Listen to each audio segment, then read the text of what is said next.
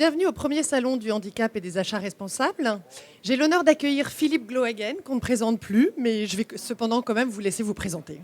Bonjour, je suis le directeur et fondateur des Guides du Routard. Pourquoi votre présence aujourd'hui ici? Alors, je suis très concerné par ce salon du handicap. D'abord parce que je vais vous montrer ma carte personnelle. Je suis handicapé.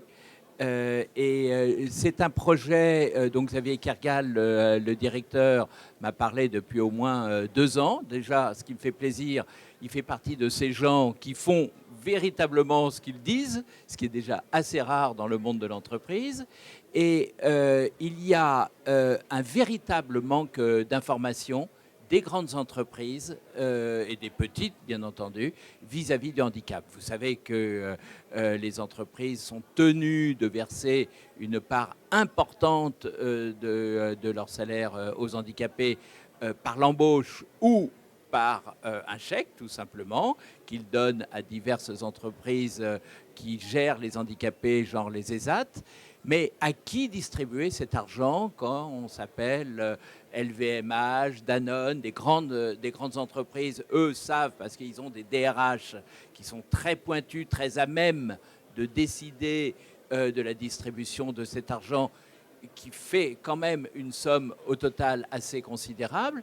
Mais prenez la PME de province, là, elle a besoin du salon de l'handicap pour savoir, soit j'embauche des handicapés, soit je fais travailler des ESAT en fonction de certains produits, donc de la sous-traitance, si vous voulez, mais à qui donner cette sous-traitance.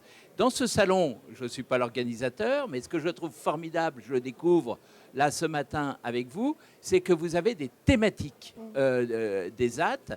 Donc, si vous avez un problème d'informatique, vous pouvez aller voir quelques stands d'informatique, déchets industriels. Je viens de voir une ESAT qui fait du déchet industriel, qui vient chercher vos déchets, les trie et les gère. Il y a des ESAT spécialisés dans l'alimentaire. Donc, tout est ouvert à tout le monde. Et la grande surprise, c'est qu'on se rend compte qu'il y a 2000 ESAT en France, qui est un chiffre considérable, et pratiquement toutes ces ESAT correspondent à tous les besoins de sous-traitance, même dans l'aéronautique, je viens d'apprendre. Et ça, c'est quelque chose qui est formidable. Et bravo au Salon de l'handicap. Au-delà de l'obligation, selon vous, quels sont les avantages pour une entreprise de passer par l'achat responsable, par le secteur protégé? D'abord, la justesse de l'investissement, puisque c'est comme un impôt, si vous voulez, c'est une obligation, c'est une taxe. Eh bien, essayons, vu l'importance de la somme, que ce soit ouvert et utile à la communauté. Donc, favorisons les ESAT qui en ont besoin, faisons travailler les gens qui sont techniquement à même d'offrir un service aux entreprises. Et ce n'est pas parce que vous avez un employé, un cadre qui marche mal, qu'il n'a pas toute sa tête pour faire un travail très efficace. Vous avez un exemple ou quelques exemples concrets au sein du Guide du Routard? Alors, nous, on n'est pas assujettis à ce genre de choses puisqu'on n'a pas le même statut, puisque nous sommes écrivains, mais je sais que Hachette, mon éditeur, est très sensibilisé à ce genre de choses et fait travailler en sous-traitance au niveau des imprimeurs, au niveau des reliures, de la distribution, un tas des AT sur l'ensemble du territoire français. Pourquoi, selon vous, le handicap est encore un sujet tabou en France?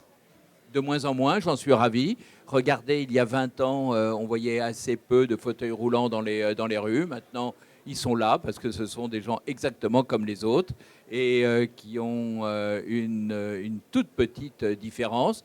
Tout comme il y a des chauves, il y a des roux, il y a des blonds, il y a des bruns. C'est pas ça qui fait le caractère et la personnalité de la personne. Ce sont tous des citoyens, ce sont tous des Français. Et à quand un guide du routard dédié à l'accès favorable aux handicapés? Est-ce que c'est un projet? Absolument. Votre directeur général, Xavier Kergal, vient de m'en parler. Nous avons fait ensemble déjà depuis 8 ans le guide de la création d'entreprise, qui est un gros succès.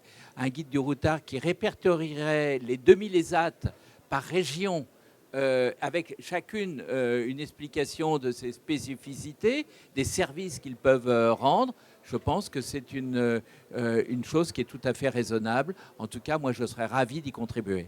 Très bien. Merci beaucoup. Bon salon alors. Merci beaucoup.